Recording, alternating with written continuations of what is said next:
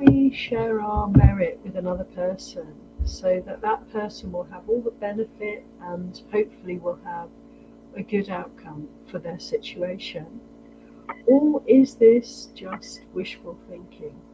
Isn't it the case that we so want to share our well-being and to see others' situations improving, to see others happy and well?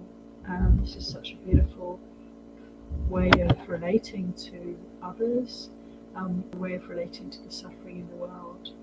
My sense is that in the Buddhist tradition, in the Buddhist world, it's very much the case that people will make offerings, do good, consciously make merit and share the blessings of this goodness and the happiness that results from generosity with anyone that they want to bring to mind.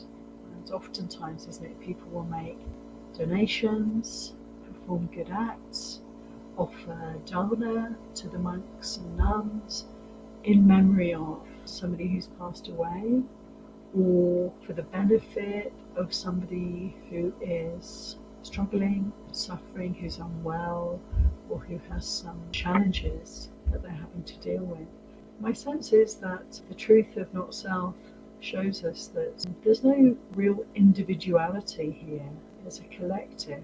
And we are most definitely able to bring good or harmful, skillful or unskillful thoughts, words and deeds into the field around us, and we can benefit or we can harm. So we have a choice, and if we want to support others, we can certainly support them best by practicing well ourselves, living a good life, avoiding harm, and purifying our hearts, purifying our minds from all suffering.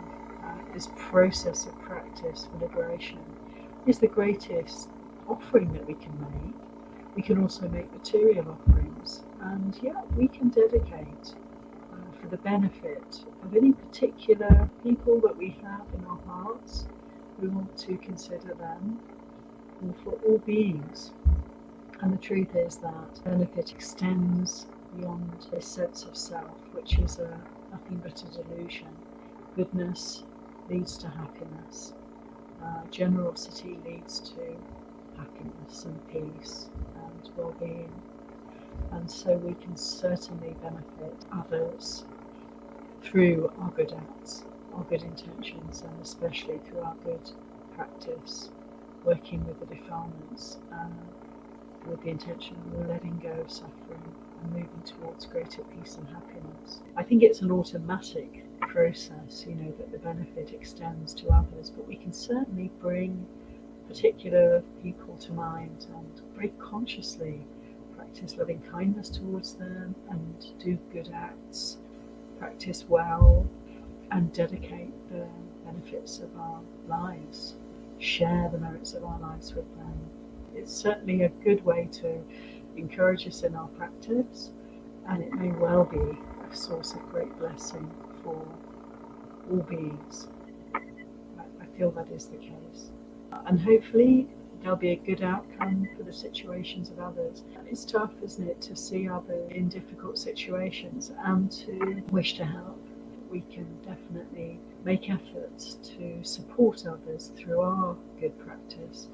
But in a way also we can appreciate, that we can't necessarily make it okay for everybody. We can certainly try. Most usefully, we can try and make it good here, and there'll be this good influence in the world. Sometimes we see others suffering and we're limited. It's limiting how much we can actually do to make things right for them.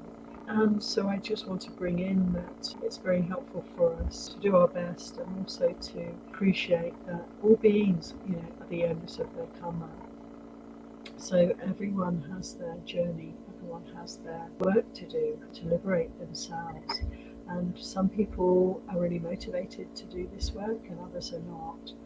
And we can't make other people practice, we can't make them want to live entirely wholesome lives or to liberate their hearts from suffering. That's up to them. And as the Buddha said, I can only point the way. I can't I can't liberate you all.